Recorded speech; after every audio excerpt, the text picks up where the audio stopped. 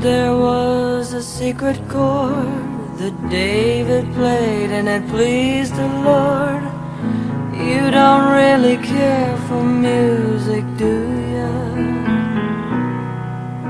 Well, it goes like this: the fourth, the fifth, the minor fall, the major lift, the baffled king composing hallelujah, hallelujah, hallelujah, hallelujah, hallelujah.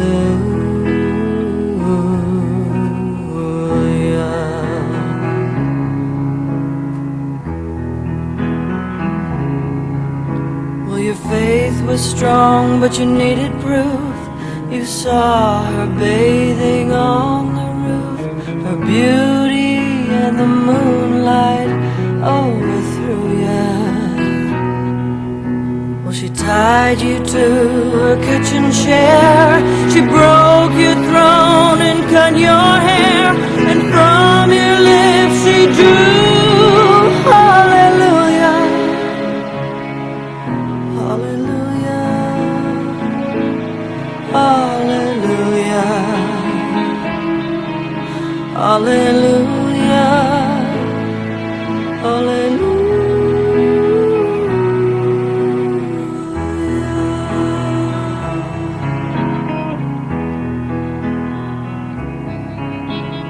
Baby, I've been here before. I've seen this room and I've walked the floor. Used to live alone before I knew ya. But I've seen your flag on the marble arch. Our love is not a victory march. It's a cold and it's a broken hallelujah, hallelujah, hallelujah, hallelujah, hallelujah.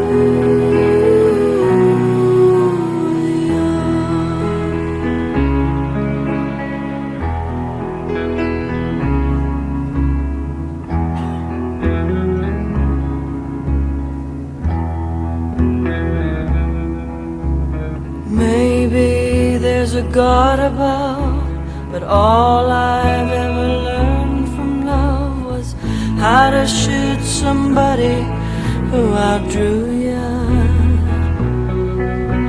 It's not a cry that you hear at night.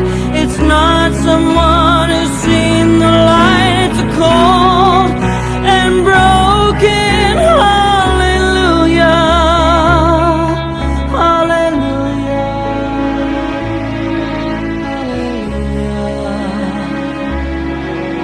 hallelujah, hallelujah, hallelujah.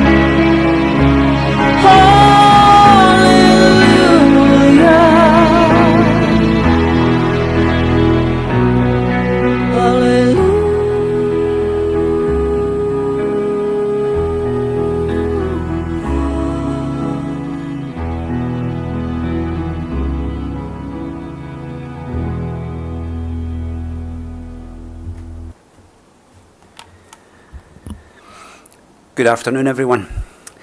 Welcome, and welcome to Glasgow weather.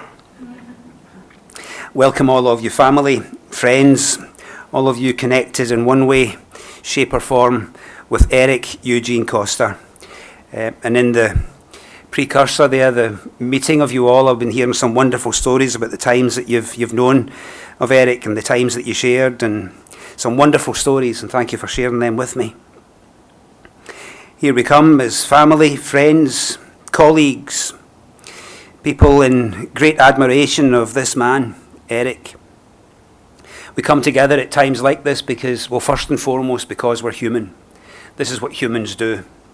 We've always done this ever since we were human, gathered in this way at this kind of time, in loving support, sharing a memory, sharing cares and concerns, expressing a grief, but also perhaps expressing a celebration of life, celebrating someone who was in our lives, celebrating someone who was in our lives and made such a difference to it.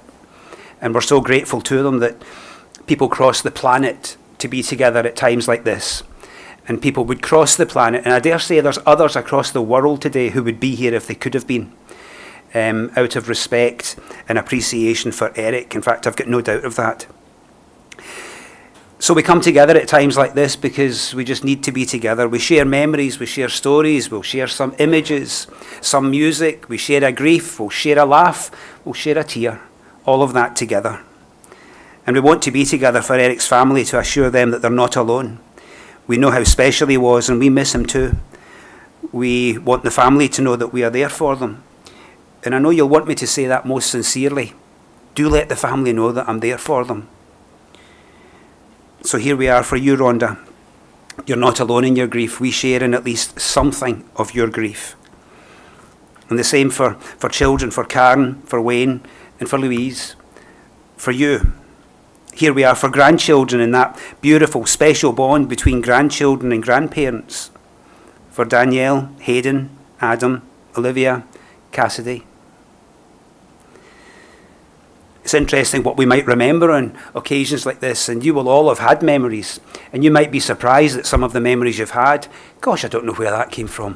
What a thought. Some will go back further than others, going back to him with siblings, with Sam, or perhaps if you've been looking through the old photo albums, perhaps to when Eric was a boy. There's a young picture of him, of course, in the back of the booklet today, but there's also the family albums where he would have been a younger boy with parents, Dolly and Eric. And perhaps you're remembering some of the stories he told you of those days. It's interesting what we do recall. I hope you're with someone when these recollections come back to you and you're able to say to someone, do you know what I've just remembered? Do you remember that time when? And I hope you're able to share it with someone. We come together and it's a celebration of life. That's what we call it these days. We come to celebrate someone's life. But we still come in grief. We can't help it. We're human.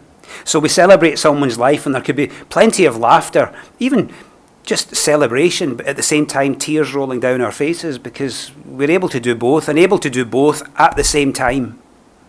That's what it is to be human. We try to find readings that are apt, music that's apt, things that fit in, and you would think of Eric as you hear them. We do this in the readings that we have in a poem like this one.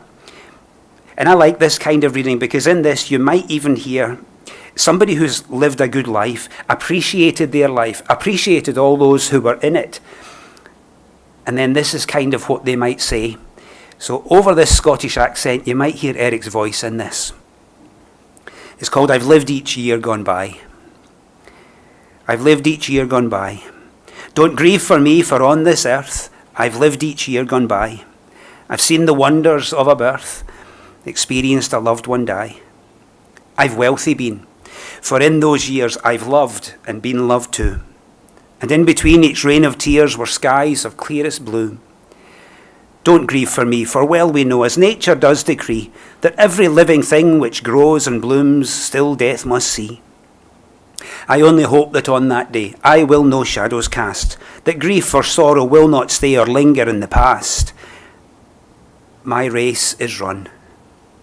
I've no regret. So grieve not that I die, but grieve instead for those who never were as fortunate as I. I just thought that would be Eric. That just sounds like Eric. Grieve instead for those who never were as fortunate as I. Someone who has appreciated their life, recognised that it was a good life, and celebrated it themselves.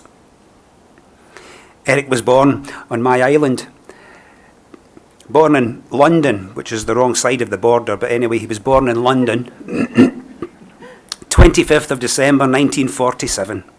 Interesting years in world history. He was one of two children to parents Dolly and Eric, along with Sam. He grew up in London, in Watford, and supported the Watford football team, Elton John's team. From a full life, here we are today celebrating his full life. You know, if anyone's cup ever overflowed, it was Eric's. In fact, it was more than one cup that overflowed in his life. He had several cups and they were all overflowing. A full working life, full to overflowing. A loving family and a life of interests and hobbies. Whatever he worked at to the ultimate limit. Always going that step beyond. The extra mile. And I know you know what I mean. In everything, he just seemed to excel. He played table tennis and took it to the limit, up to coaching the Northern Ireland national team, then becoming national coach for the Australian table tennis team. Work was to the limit. For the Sheikh in Dubai, before setting up his own communications company. And he was working right up till only 6 weeks ago. To the limit. I've got a favourite question when I go to visit families, and this was the favourite question. Rhonda, how did you meet? And it's always a good story. Rhonda and Eric met at work. Rhonda's initial impression was, geez, I'm glad I don't work for him. Because he worked like that, didn't he? And well, if you can't beat them, join them. They were married 23rd of December 1990, happy days. Eric had the joy of Rhonda's children, Karen and Wayne. And further joy with grandchildren, Danielle, Hayden, Adam, Olivia and Cassidy. It's clear the love that flows in both directions. You'll remember him in all sorts of ways today. You'll remember him playing pool, mastering that sport too. Is there anything he cannot do? Some of you will remember his cooking and how good he was at cooking. And some of your favourite foods was what he cooked. There were holidays. Do you know what? It would actually be easier to mention the few countries that he didn't visit, than the ones that he did. Would be here all day. You pair have travelled. Mixing business and pleasure as well, which we're told not to do, but you did, and had a great time. You can all be relieved he did manage to visit Scotland. And with Rhonda, they walked the most beautiful walkway in Scotland. It's the 10-day walk, the West Highland Way. And I have to confess, I'm so jealous. There was cruising on the Nile. And then in France, the hiring of the barge. And I know they are particularly good memories for you. He loved to travel, and he was able to travel through work and through leisure. He loved music. He loved the likes of Rod Stewart, Elton John, the Beatles, The Who. Now, he's old enough to remember The Who's beginnings. In their early days, they played their local gigs in his local pub. So he enjoyed The Who before anyone knew who they were. Much to remember, much to celebrate in Eric's life. Each of you has so much that you could celebrate in Eric's life, and then when you combine it all together, you're just amazed but was that all just one life? And it was a remarkable life. Eric had a very good life. Eric had a very full life. He had a working life where he rose to the limits, and in his leisures he had great pleasures. Oh, so we celebrate his life, and we celebrate it with you, Rhonda. Others are going to come and share today and help us to celebrate life. Mark, you're going to come and share a few words, so if you're ready, you're welcome to come up now. Thank you, Mark.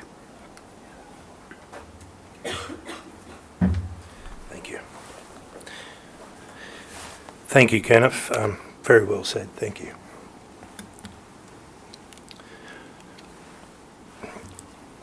I used to hear a saying when I was a kid.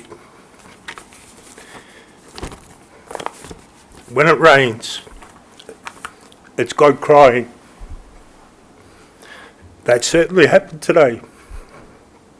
On the way here, it poured down. I think God's crying because he's happy.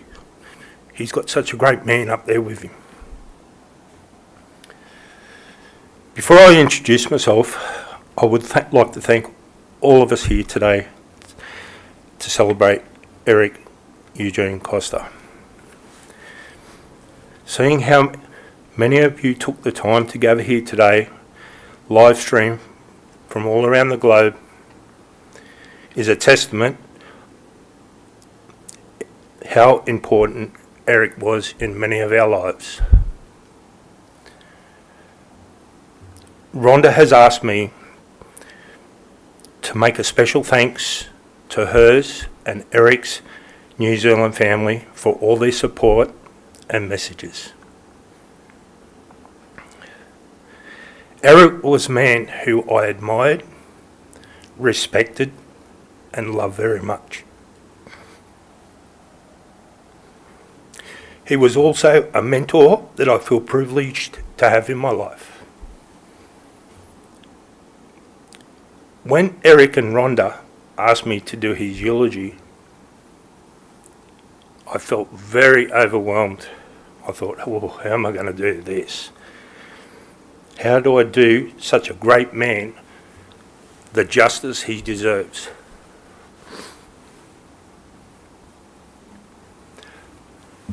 The first thing I done was research the meaning of Eric. Eric is an Old Norse name derived from the word Erika and made up of two elements. E, which means always and ever, and Rika, which means ruler, a person who people looked up to. And any person in this room would know, any person watching a live stream would know Eric was certainly a ruler and he was someone people looked up to. As Kenneth mentioned, Eric was born in England, St Pancras University Hospital, to Eric Sr. and Dolly Ellis. And also what he mentioned, Watford, England, and remained a Watford soccer supporter his whole life.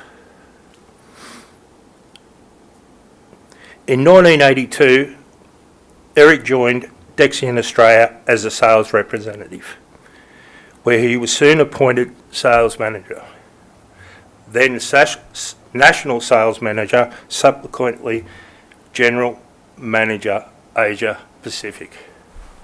That was the type of man he was.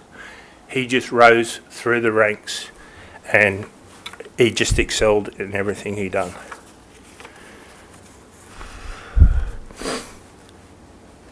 In 1988, Eric met the love of his life, Rhonda. They declared their love for each other with marriage on the 23rd of December 1990. And today would have been their 31st wedding anniversary.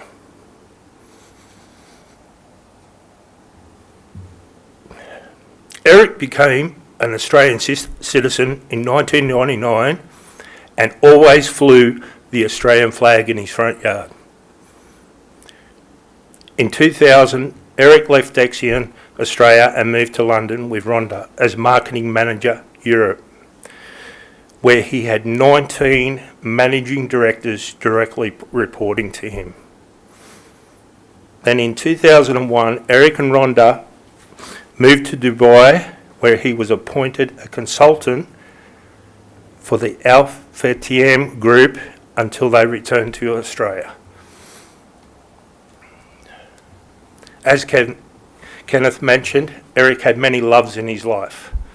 Table tennis, of course, golf, cooking, eating good food, entertaining, watching the Aussies beat the Poms in anything,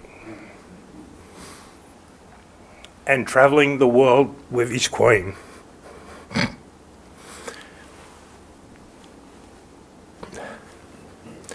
From the many stories I've heard around the dinner table, I've had the privilege to experience,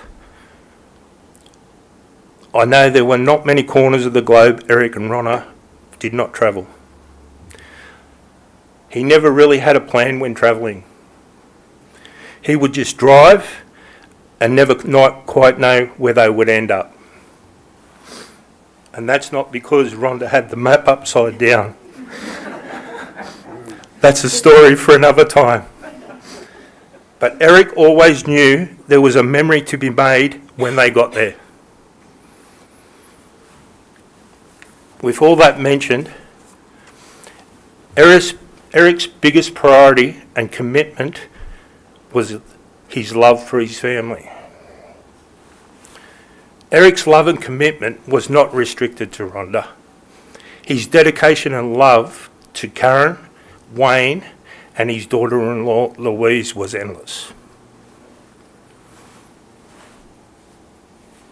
Then come along the grandkids: Danielle, Hayden, Adam, Olivia and Cassidy. His love, his life then revolved around the grandkids. Every plan somehow involved the grandkids. Looking out for their future, their education and their life experiences. Eric was loved and admired by all who knew him. His work colleagues respected him highly and many became close friends. He had many friends from all parts of the world who loved him for his kind-hearted nature and his generous and infectious personality. His dearest long-life friends, Bob and Jen from England, were never far from his thoughts and heart. Eric was a very professional man, but he also had a crazy, adventurous side. Eric loved to dress up. He loved theme parties. He has been dressed up as the Easter Bunny, a shepherd, a hippie, Joseph and his Technicolor Dreamcoat, and even a giant baby. He always liked to make and see people smile.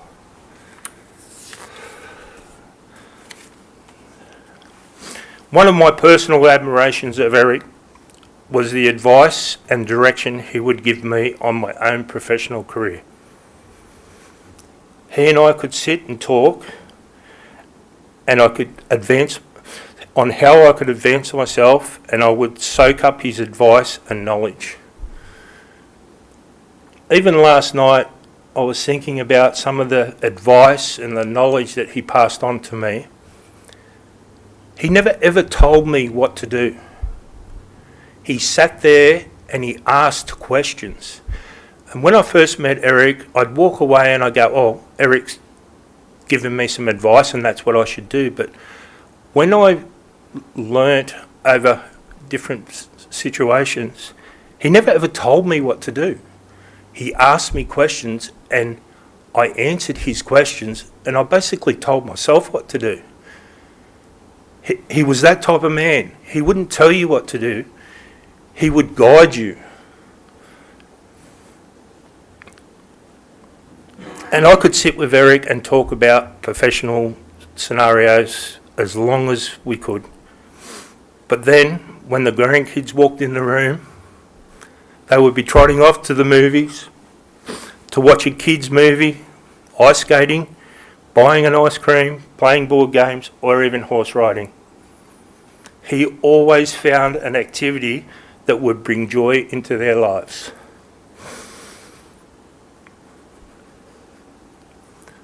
Eric always found time for everyone, but when he was with the grandkids, his face would light up.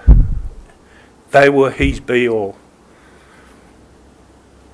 A testament of Eric's generosity, and this is a personal experience, was a gift to Karen and myself.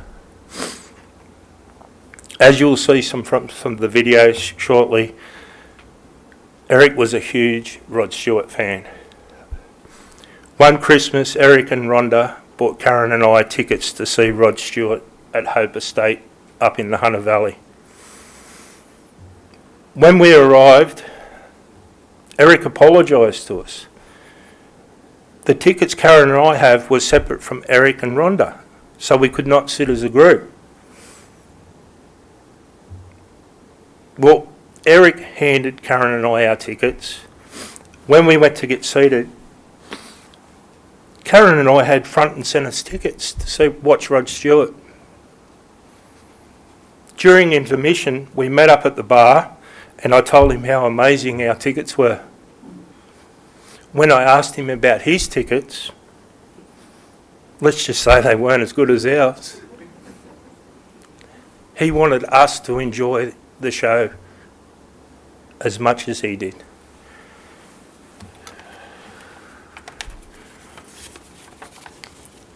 Eric always got pleasure from seeing people that he loved have a good time, and that was a perfect example. Eric's love and kindness left a permanent engraving in our hearts and memories. We have the solace in realising that having Eric in our lives, we all have been blessed by his contribution in some way. Eric always shared good humour with a big smile with everyone he met. He was an integral part of creating a solid foundation of family and friends. When times were difficult, he could always find a way to see you through it. He held his head high until the end, showing what it looks like to finish strong.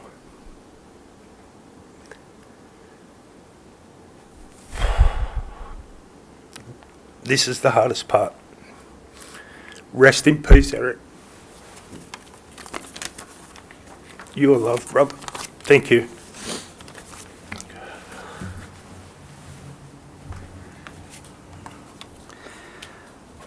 On behalf of us all, Mark, thank you. It's always a privilege to hear from family and friends as they speak at a time like this. And as they speak from a broken heart and broken voice, through tears, they remind us of someone that we have loved so much and we share together with you. Thank you, Mark. And now Louise and grandchildren. I'm not sure if the grandchildren are coming up with you, but one or two might. Thanks, Louise.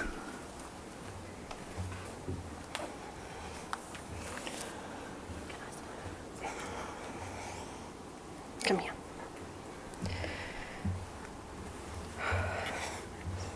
Hi everyone. Thank you so very, very much for being here today. In honour of Eric and to celebrate his life. By now you know my name's Louise. And I was lucky enough to be welcomed into the Costa family over 25 years ago as their daughter-in-law. They say, wherever a beautiful soul has been, there's a trail of beautiful memories. And I can tell you, there are so many beautiful memories that we have as a family. My personal ones are really, really simple. They're family get-togethers. You know, Eric, Rhonda cooking roast dinners, Chinese takeaways, Skype calls when they were off gallivanting around the globe, airport pickups and sometimes drop-offs, birthday celebrations. There was always a cake and a lot of food and laughter. Fish and chips by the water, trips to the park, and of course, always a few footy matches. But some of the best were around this time of year, Christmas and New Year, where the Costa house was so full of family and friends. Nana naps were on the agenda most afternoons, and wet towels hung on the balcony rails as we spent most of our waking hours in and around the pool. the spa and the pool table. There may have been that annual argument when we played Monopoly, or Uno. There are a few noisy protests when these ones were told to get out of the pool. And there was definitely the occasional group out of tune sing-along late in the evening. But there was always so much laughter and lots of long conversations over a wine or two on the balcony as the sun went down. I can bet for many of you here today and many watching us around the globe that they very much loved Costa Resort, whether that be Barara, Tumby or Killarney Vale, holds a lot of fond memories for all of us. I stand here today on behalf of all the grandkids, Hayden, Danielle, Adam, Olivia, Cassidy, who loved Eric so very much and shared so many fun school holidays with and at Nana and Granddad's. And I want to read out a couple of what these girls here would like to say. They weren't sure if they could get through it today, so I will be their voice. If you want to say anything, please do. Okay. This is from Olivia. Granddad was my best friend. I told him everything. Every moment I spent with him was always memorable. There was never a dull moment with Granddad. I am already feeling lost without him and wish he was able to stay with us. I am so thankful for him. He was the best granddad anyone could ask for, and I'm so glad that he was mine. Granddad and I have some enjoyable moments I think that everybody would love to hear. My favourite and most memorable with Granddad was when he and I were trying to make pancakes for Cassie. Sorry, got to see through the tears. Cassie and Nana for dessert, but neither of us could flip the pancakes. So we ate lots of broken pancakes.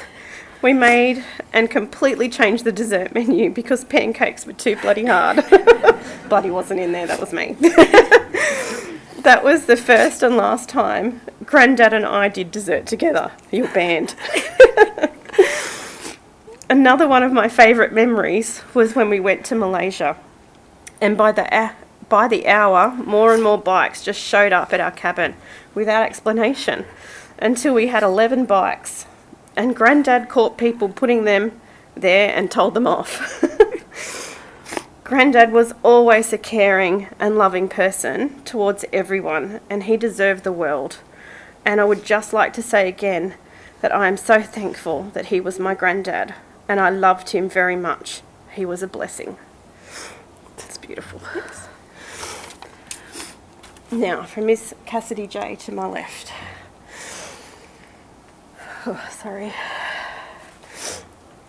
On the 12th of December this year, my hero, my inspiration, passed away. Even though he would get mad at us, there was always amazing memories of us and the whole family together. He would always spoil us kids. Once he took Olivia, Nana and I to Malaysia. It was my first time out of the country, and it was the best time we could have had, and I'm so glad we got to spend time together with Granddad. Last year, Nana and Granddad got all us grandkids tickets to the Harbour Bridge Walk. I couldn't be more thankful for him. He was an amazing inspiration in my life. While we were growing up, he taught us everything we could learn about life, the good and the bad. Unfortunately, he's no longer with us, but one thing I will never forget about him is how he was such a happy person. His smile would be contagious, and his laugh would make everyone else laugh also. Even if you weren't in the mood, he would always find a way to make you happy and have a good time. I'm forever grateful for him, and he will never be forgotten. I will always love him and miss him enormously. So, as you can see, Eric was a huge part of our lives. He was there for marriages, he was there for divorces, new jobs, moving houses, first days of school, school graduations, births, birthdays, and lots of holiday celebrations. We loved him so very much, and we'll miss him fiercely. But we are so very thankful and grateful to have had him in our lives. Thank you.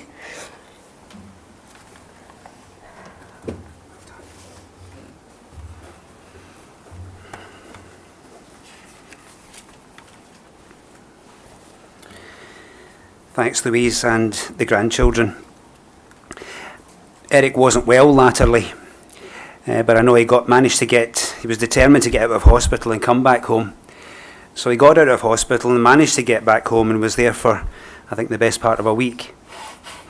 And I also know that the big surprise when he got out of hospital and got home was you grandkids being there to surprise him and welcome him home. And that would just light up his world. That was a beautiful thing that you did for him and something that you can remember for the rest of your days.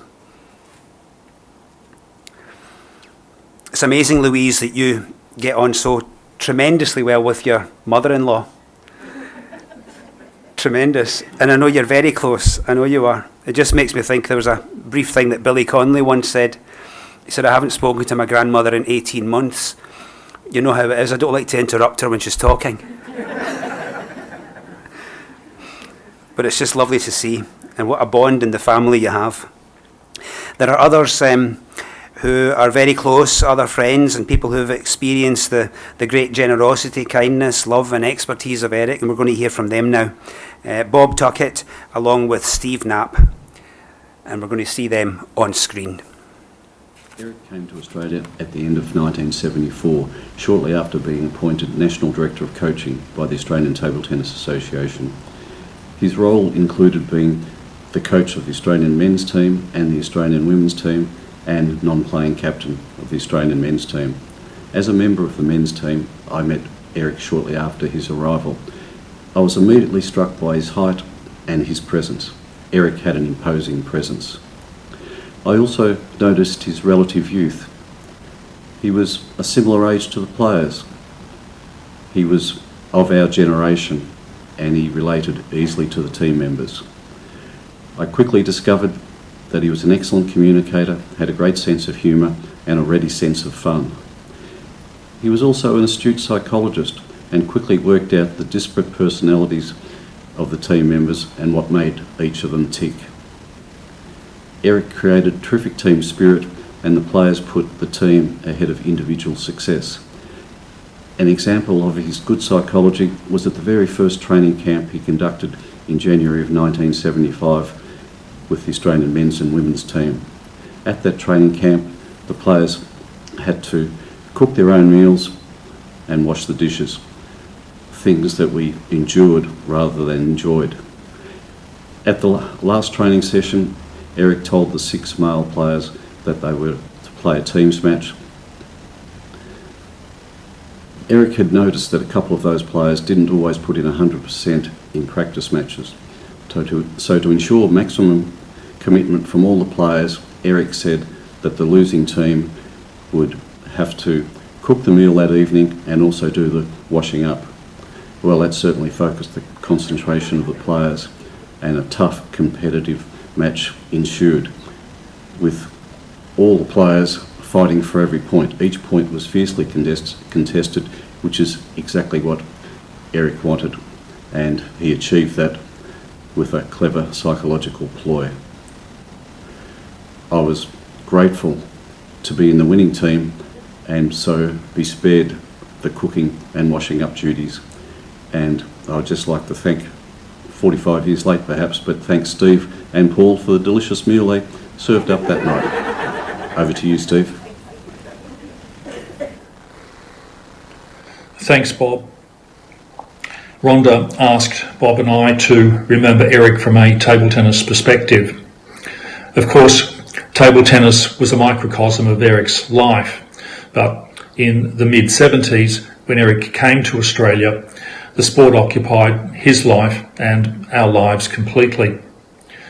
First impressions last forever, and at the time, we didn't realise the significance of that first impression. As Bob has said, Eric had great height and presence. I recall thinking, this guy from England with a funny accent has a tough gig. You're the national coach and non-playing captain of the men's team. I'm really not sure what you can achieve. You're only a few years older than the players. The system here is not good. The team's made up of players from all over Australia, and worse still, you've inherited a disparate bunch who are set in their ways and not going to be easily persuaded to accept the advice from a new coach.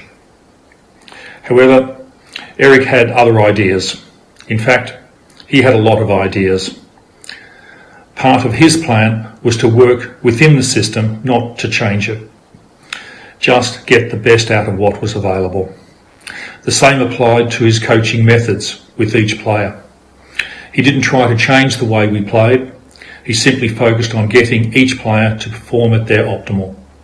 I soon learnt that Eric was a natural coach. Didn't take long for Eric to win the respect and trust of the men's team. As players, we benefited from his technical knowledge and his training methods. In addition to his technical knowledge, Eric was in equal parts a psychologist. He took the time to understand the personalities of each individual. He instinctively knew when to cajole, when to challenge, and when to admonish. And his approach was tailored to each individual. Perhaps most importantly, he made the whole experience fun. I certainly didn't realise it at the time because it all seemed so natural, but having fun was all part of Eric's plan. Upon reflection, his legacy was to give each player the encouragement, the energy and the runway to achieve their optimal performance. That's an almighty gift. It transcends the sport and lasts a lifetime, as our friendship has done. During the period Eric was captain, the Australian men's team achieved its greatest success. We came 12th in the world, 4th in Asia, 2nd in the Commonwealth, Australia's highest positions. Eric played a significant role in that success. He also encouraged, supported and mentored the players individually. He instituted training camps for the national teams and implemented structured training programs for the players. Team spirit was always high, and that was based around the players having fun, whether it was playing table soccer on trips overseas or with fun activities at training camps, such as the cricket match Eric organised.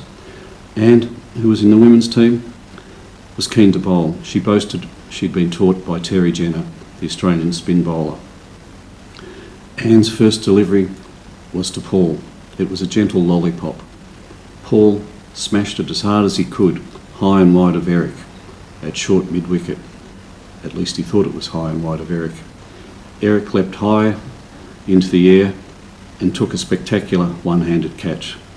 Anne was over the moon, running around shouting, "I told you I could bowl. I got him with my googly." The rest of the team was rolling on the ground laughing. Paul was mortified. The look on his face was priceless. Anne definitely oversold her bowling skills, and I can safely say whatever Terry Jenner taught Anne, it had nothing to do with cricket. We had great fun with Eric at the helm, and that formed a close bond within the team. That bond was maintained over the years through numerous reunions. We had our last reunion in June this year. It was a terrific night. We thoroughly enjoyed ourselves, especially Eric, who was in high spirits. There was an underlying tinge of sadness at the reunion, as we thought it probably would be the last time we would be together. Sadly, that was true. Eric was a man of great decency, dignity, integrity and fairness. He fought bravely to the end. It was a privilege to be his friend. We are poorer for his passing, but better for having known him. Australian table tennis owes him a huge debt. Thank you, Eric, for everything you did. Fly high, rest in peace.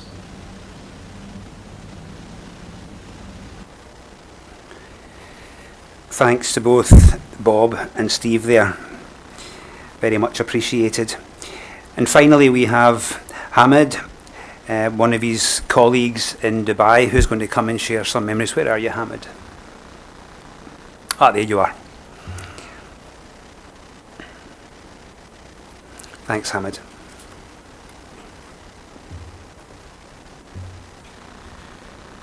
Good afternoon, ladies and gentlemen. I think it's an opportunity for me when I receive a message from Rhonda to say a few words about Eric. And since that moment, it becomes my biggest problem. So, a few words to say about Eric. I didn't prepare such an organized speech as you had, but managed to jog a few points, especially because I don't want Eric, while he's resting, to come out and nod his hand like that. So I'm aware of it, yeah. It's very hard for a person to say words which you don't have a blood relationship. So I spent some time, because he was very professional, meticulous, and I wanted to say a few words and trying to conclude Eric in those words. It's kind beyond limitless and pure.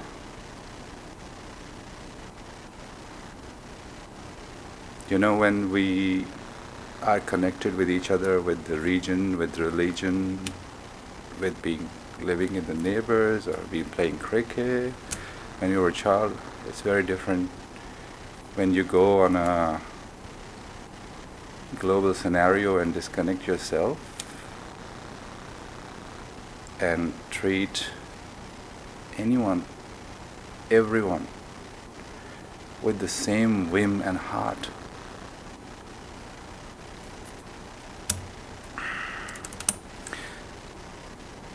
It's more about creating a bond than a relationship,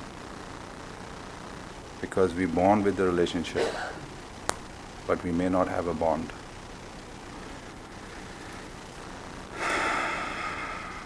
It's not, what I learned from Eric is, it's not about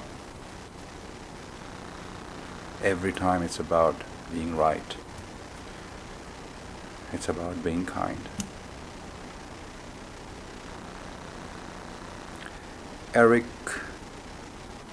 I met him 31st of May 2021. It was 52 degrees centigrade in Dubai on that day. It was my first job and the first job overseas, straight out of my uni.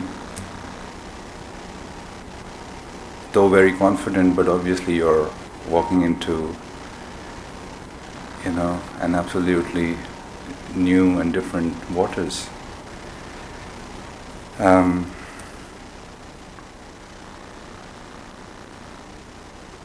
What made me move about Eric, that he, in the first few days, he clearly stood different than anyone else around me. And what I found, that everyone was more by book, by looking right, by keeping them as a presence of, yes, he's okay, Eric was like a free-flowing river. With his eyes is beyond the surface.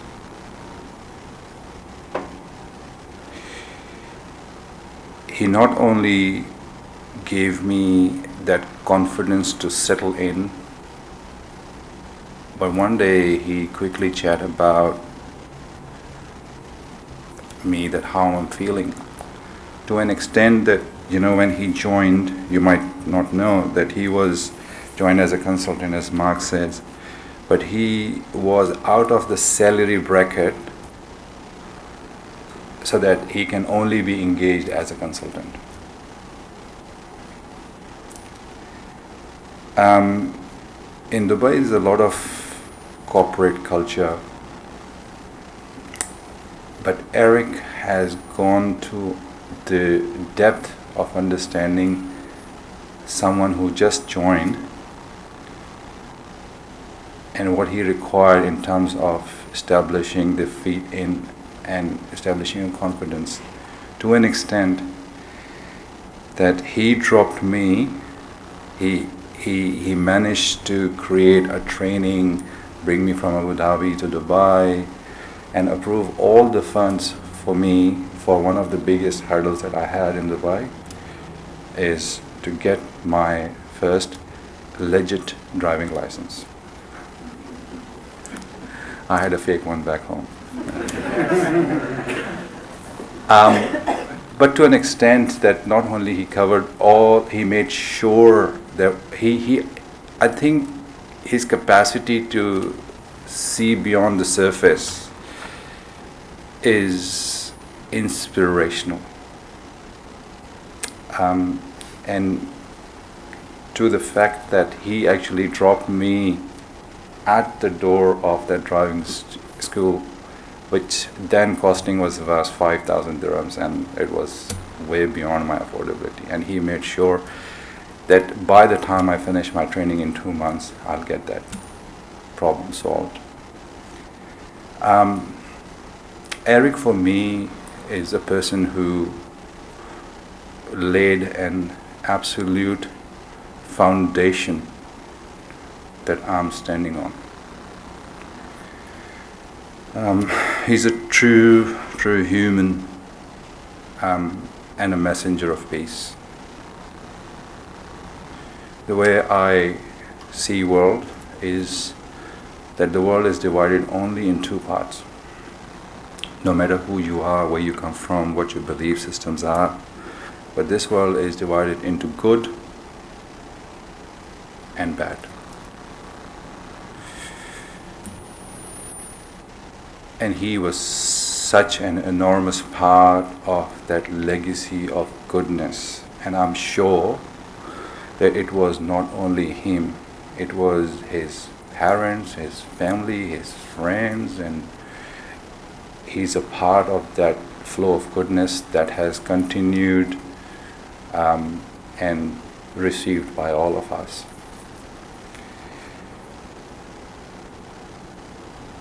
What I have experienced through Eric, to give him a respect and a value, from there I ensure that whoever comes through in life across me, I try to transfer his ethics and his behaviors to those people. Most important lesson is that level of integrity and value in as a person that he stands for. In that area it's just incredible. He surprises, he impress and astonish with us every day and every minute of the life that I spend with him.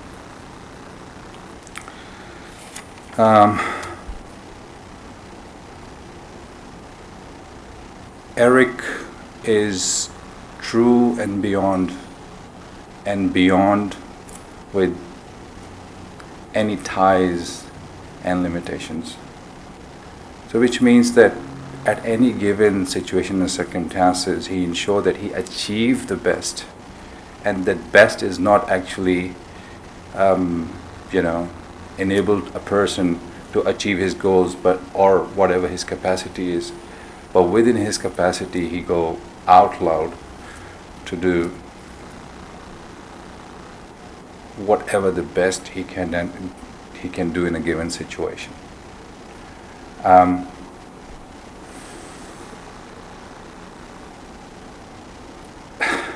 He hates to be wrong, and especially with Rhonda.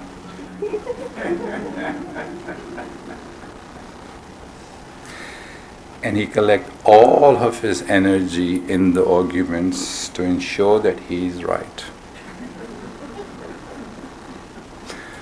But I think he ensured that rightness through kindness.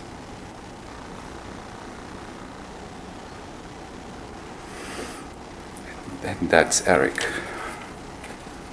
Ladies and gentlemen, thank you so much.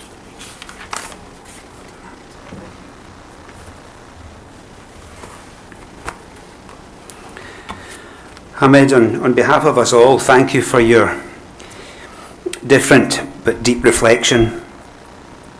For the grandchildren, you know him as Grandpa, and you perhaps didn't know him from these other ways that other people have spoken of him. But I think his memory lives on in you when you, as Hamid was saying there, you go and do likewise. Then his memory lives on, and you'll recognise him in what you say and do. So we stir up memories at times like this, deliberately so. We're going to stir them up even further now as we see something of Eric's full life in picture. And we have a few songs to hear as we go through this, but it may bring a tear to some people's eyes, but more than anything else, I hope it warms your hearts. May your hearts be warmed. Something of Eric's life in picture.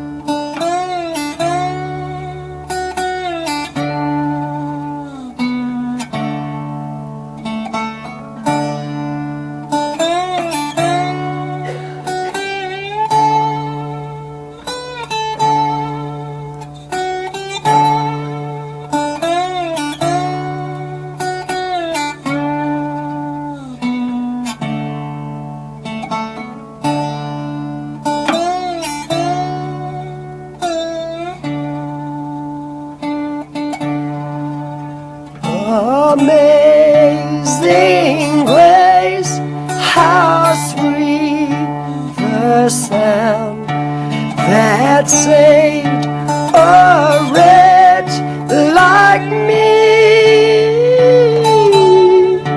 I once was lost, but now I'm found.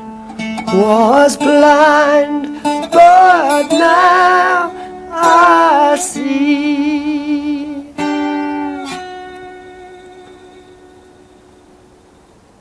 And I had a dream that someday I would just fly away. And I always knew I couldn't stay, so I had a dream that I'd just fly away.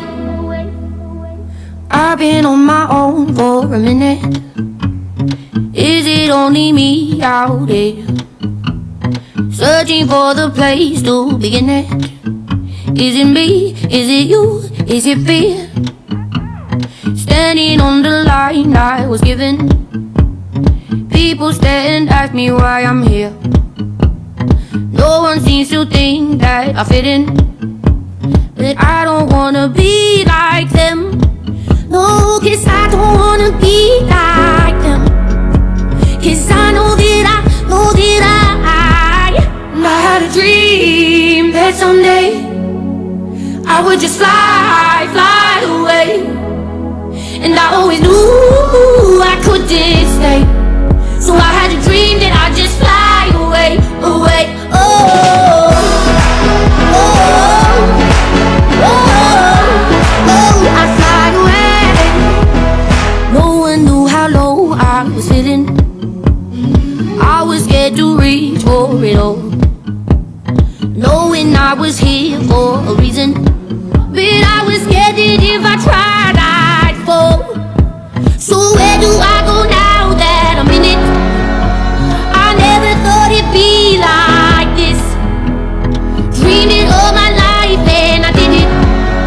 Thought the grass was greener than it is. 'Cause I had a dream that someday I would just fly away.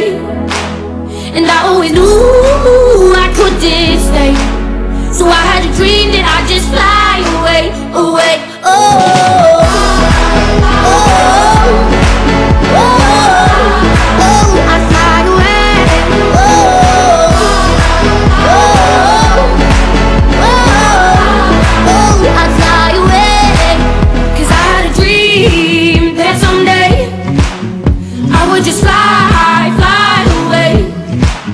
And I always knew I couldn't stay, so I had a dream that I'd just fly away, away. Oh, oh, oh, oh, oh, I'd fly away.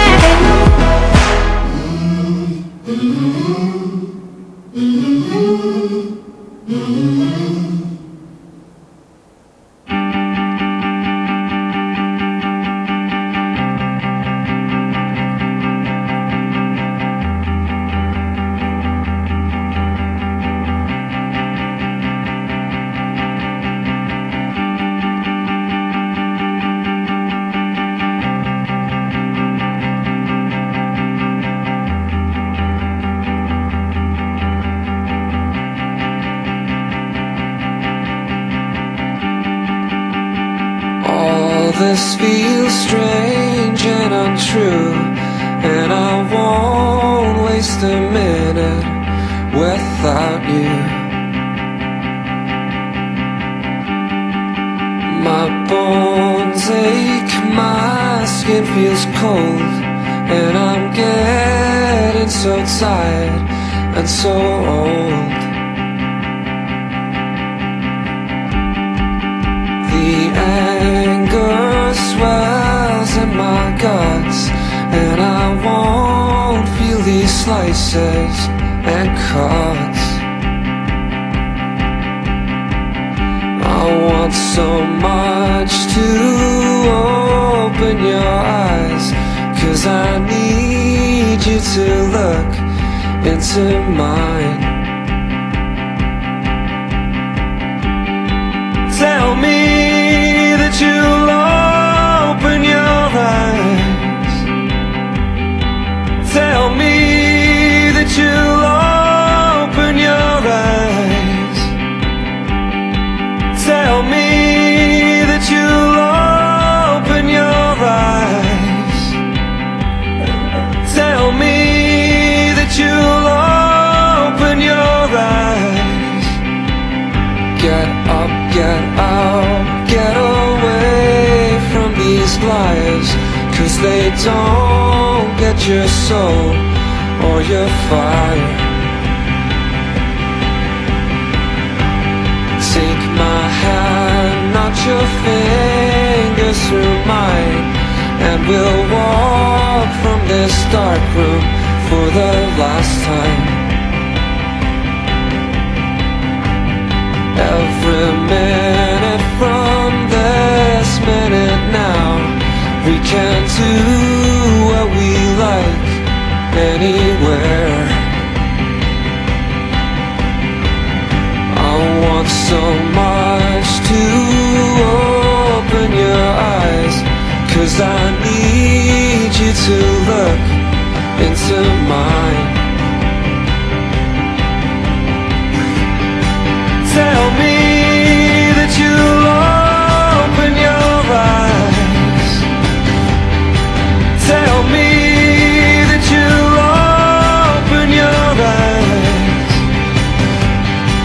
Tell me that you'll open your eyes. Tell me that you'll open your eyes. Tell me that you'll open your eyes. Tell me that you'll open your eyes.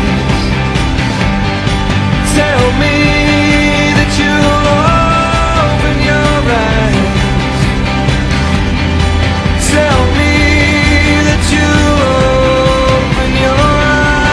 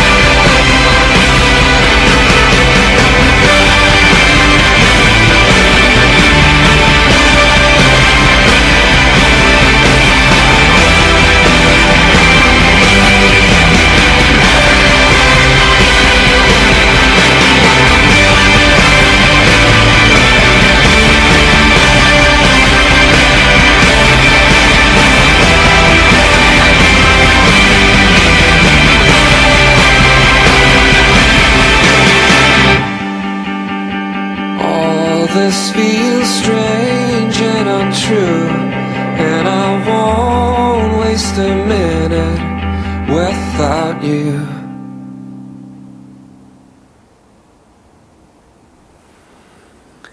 Eric Coster, we celebrate your life. We now have a lovely touching moment, literally touching, as the family place their flower on the casket. You're welcome to come forward and do that now. Thanks, Peter.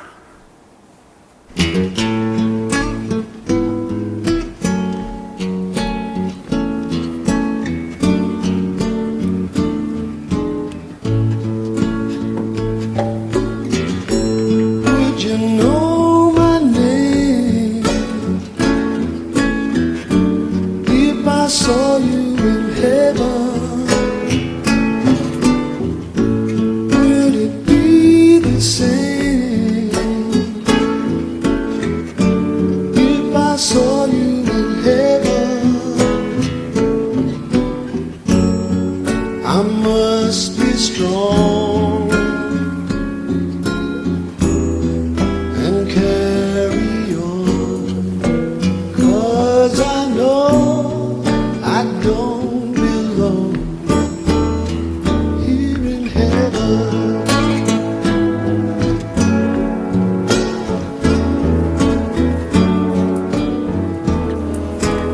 There are a few other flowers if anyone else would like to come forward. Would you hold There's maybe a dozen. if I saw you in heaven? Would you help me stand if I saw you in heaven?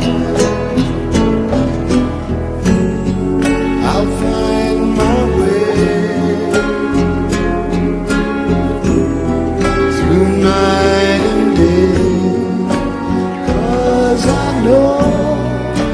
just can't stay here in heaven. Anyone else like to come forward? There's still about half a dozen roses there.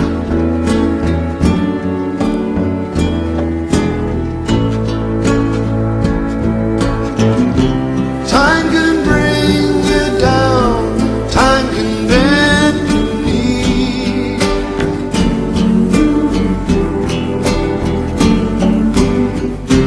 Time can break your heart, have you begging please, Two left. begging please.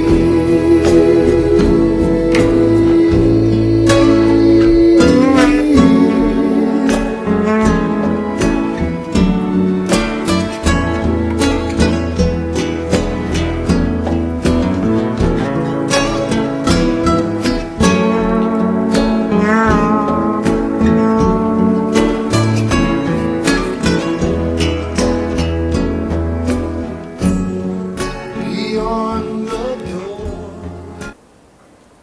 Rhonda, on behalf of all those people who are not here today but who would love to have been here, for those of you who are watching through live streaming from various parts of the world, if I may, I place this on behalf of those absent friends.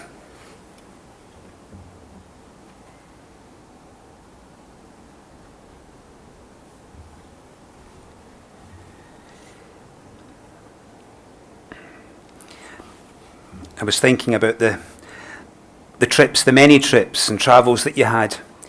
And I know your face lit up when you were talking about the sailing on the Nile or the barge in France. I think this is rather fitting. A ship sails and I stand watching till the ship fades on the horizon. And as the ship fades on the horizon, someone at my side says, "It's gone." He's gone. Gone where though? Gone from my sight, that's all. The ship and him aboard is still just as large now as when I last saw them.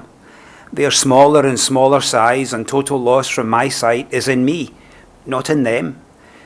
And just at that moment when someone at my side is saying, "They've gone, he's gone," there are others who are watching this same ship come over their horizon, and other voices are taking up a glad shout. And they are shouting, "There it comes, I see it. There it comes, and there he is.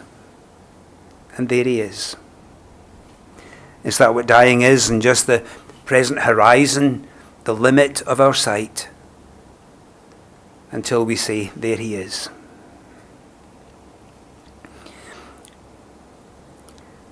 We come together to first and foremost be together, whether in this way or through live streaming, and you are very much with us, those watching through live streaming.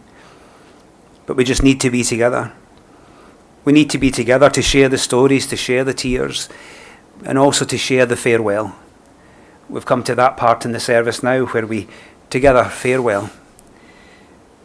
If you're able, including those watching through live streaming, if you're able, we stand in honour and in tribute.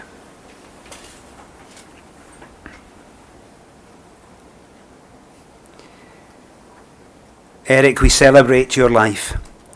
We celebrate your life in our own. Our own is all the better for ever having had you in it. We celebrate you in our lives. And now we farewell you with words of go in peace, earth to earth, ashes to ashes, dust to dust. Go in peace.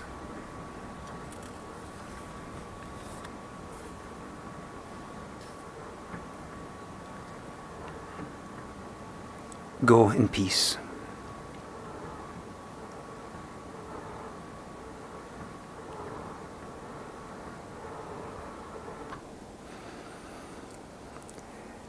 You know as well as I do, he would wish that you would go in peace. Go in peace. I leave with you then these words of a Celtic blessing from my part of the world. You can feel each of these 5 lines deeply. Deep peace of the shining star to you. Deep peace of the quiet earth to you. Deep peace of the running wave to you. Deep peace of the flowing air to you. Deep peace of warm, assuring, comforting love to you. comforting love to you that you may leave here, even here, in peace. Some people just make it a wonderful world for others. We bless them.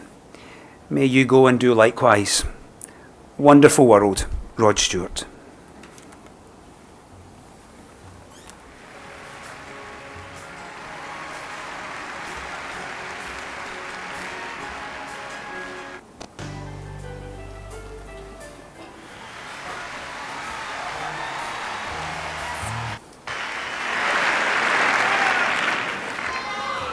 What makes you think there's going to be a slow song now? You're all sitting down. Now, have a sit down. Here's a lovely song I recorded back in, I think, the late 60s, 1970. And then someone else did it. And see if you remember who did it. But I did it first.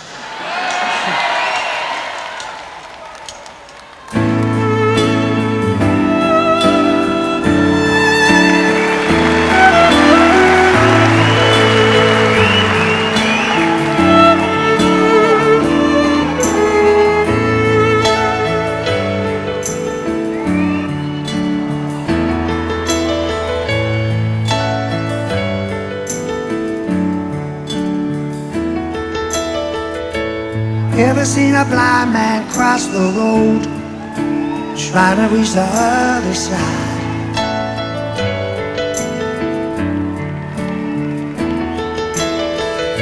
Ever seen a young girl growing old, trying to make herself a bride?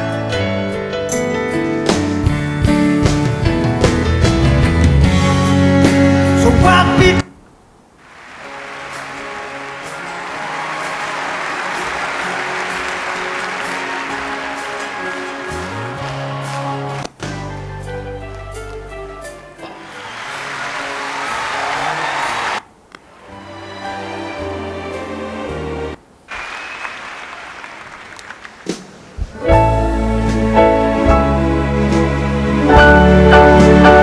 Wonderful world.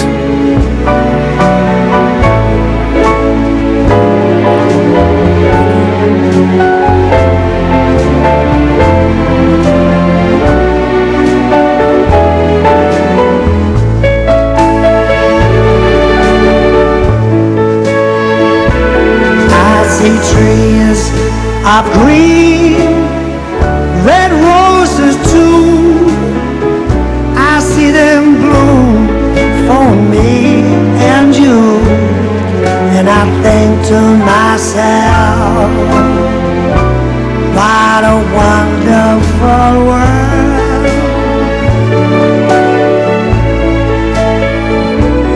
I see skies are blue and clouds of white, the bright blessed day and the dark sacred night, and I think to myself,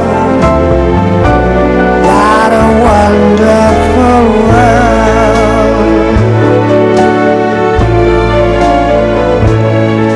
The colors of the rainbow, so pretty in the sky, are also on the faces of people passing by. I see friends shaking hands, saying, how do you do? They're really saying, I love you. I hear babies crying, and I watch them grow. They learn much more than I'll ever know. And I think to myself, what a wonderful world.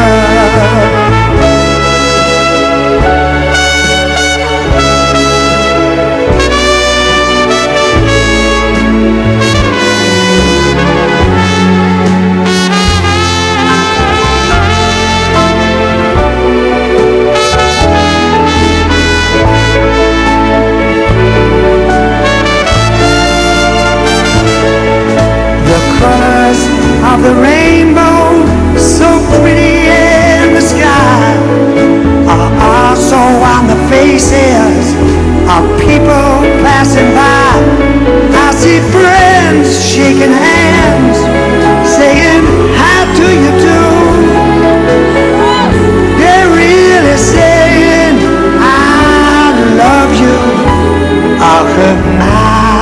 babies crying, and I've watched them grow. They've learned much more than old Rod will ever know. And I think to myself, it's a wonderful world. Yeah! And I think to myself, it's a wonderful world.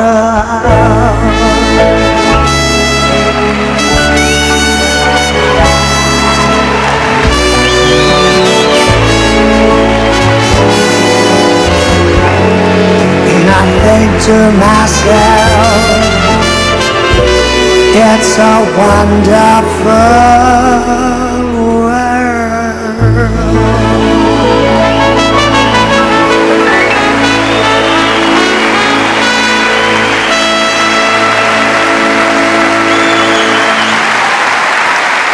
Very, very nice. I say, you're rather late, aren't you? You just shown up.